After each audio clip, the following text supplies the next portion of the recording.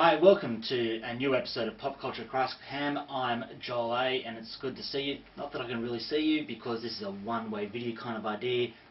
You know what I'm talking about.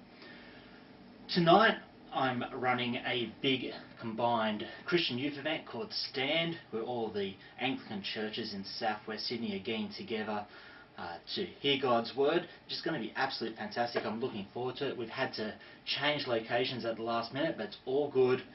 Under control. I'm really looking forward to it. I'll tell you how it goes next week. Now, what have I been checking out this week? Well, first of all, one of my favourite comics, not just at the moment, but probably of all time, is Locke Key. And the latest issue, the penultimate issue, came out this week. If you haven't checked out the series, it is great. If you like horror, it's fantastic. A group of kids living in a house where there's all these magic keys, and there's this evil force trying to get their hands on the magic keys to do something really evil. There's only one issue to go. I'm going to be sad to see it finish, but I've loved every moment of it. I'm really disappointed that the TV show based on the comic didn't get off the ground. One day I really want to see that pilot. So that's Locke Key. Next up, I've been checking out Zyuden Sentai Kyoryuger. It's a Japanese tokusatsu show, and seriously, I love this show. We're about halfway through its run, and every time I press play on a new episode, it's like this big grin fills my face. This show's made out of pure joy. That's the best way I can say it. It's a fantastic show, and it's like the makers of the show are going, what weird thing can we do today? Nothing seems to be off limits. Can we have the Pink Ranger riding a unicycle fighting monsters? Sure, let's do that. Love this show. And lastly, what I've been checking out this week is Plants vs. Zombies 2 on the iPad, iPhone, etc. I love the first Plants vs. Zombies games, and I love this one. It's a time travel one. This week, I completed all the stars. I've finished all the missions, and I'm waiting for them to unlock a new level, which looks like it's going to be set in the future. I'm eagerly anticipating that. Great game. And even better, it's free to play. The only way you pay money is if you want to try and get extra lives, etc. You only really need them if you're a cheater, honestly. If you're too lazy to actually win on your own.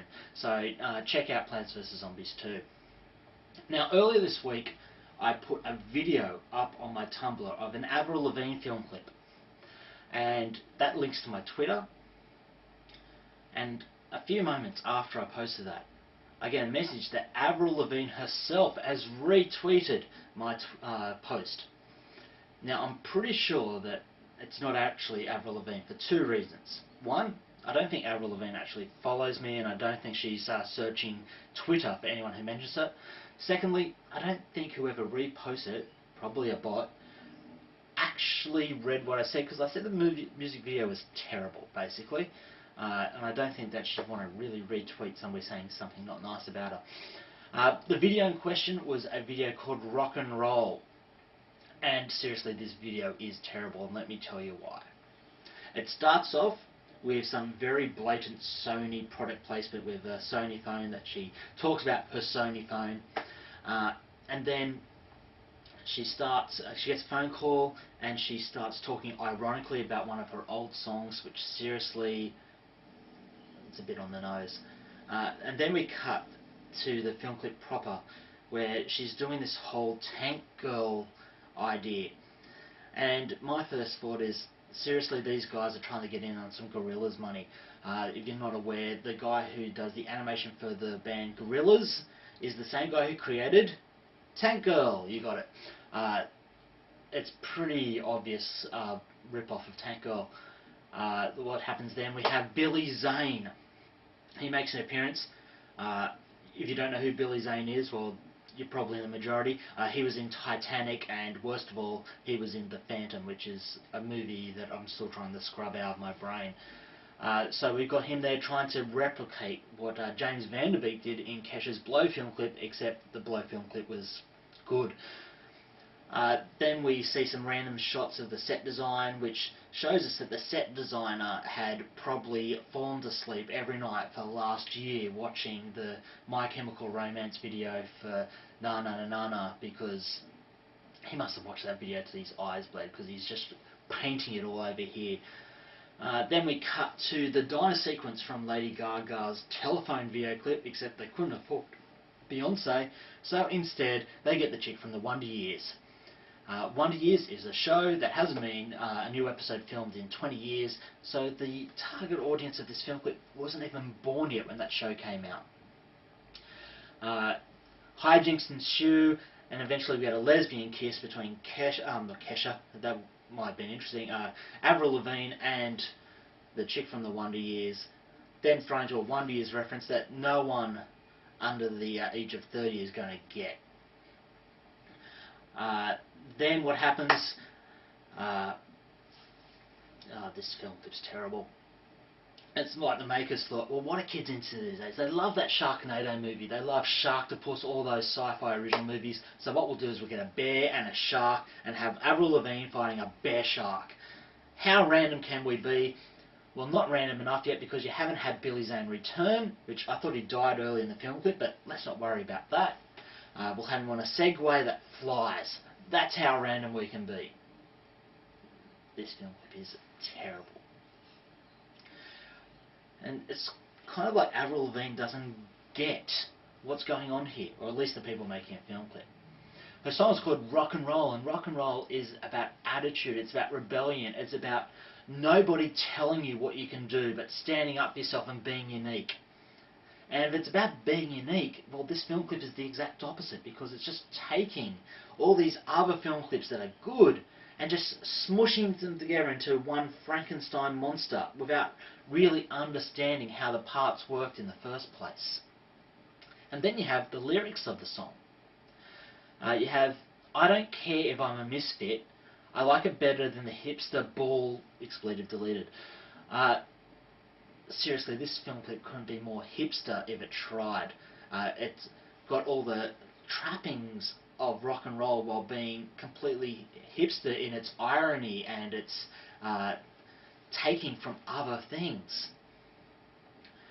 Then she says, when it's you or me, we don't need no one to tell us what to be.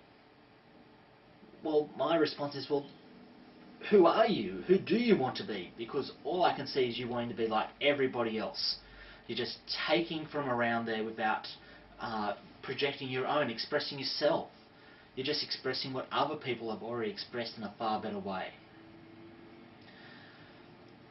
So that's why I don't like this video. But when I watch this video, I think, how similar is this video to a lot of the things we try and do in youth ministry? It's like we look at what the world is doing around us, we look at what the world is finding entertaining, and we take bits from here and there and try and build a youth ministry around it. And just like rock and roll film clip, sometimes we don't understand how the parts work, and what happens is we dilute our real message. Our real message, I think, is from Hebrews 13:8, and that is Jesus Christ is the same yesterday, today, and forever. That message doesn't change. The message of Jesus Christ, that he died on the cross to save sinners and then rose from the dead to reign as the King of the universe, that message was true 2,000 years ago. It's true today, and it will continue to be true forever. Now, as Christians, we have this message. This is the message we should be preaching to our youth. Yet sometimes, because we're trying to grab all these things from the world to entertain, to grab people's attention, that message of Jesus can get diluted and missed. And that's stupid. So friends, if you're in ministry, can I encourage you don't stop looking at the world, but be really careful on how you steal from it and grab from it and try and use that in what you're doing. Because you don't want to get the message of Jesus lost. And the message you've got of Jesus is unique. No one else in the world has got that. Make that your priority. Okay guys, that's this week's Pop Culture Christ Cam. Make sure you subscribe so you can find out when new episodes come out. If you have any questions or things you'd like me to talk about on the show, you can grab me on my Twitter, on my Tumblr, on the Pop Culture Christ website. All the links down below, and I will be back next week.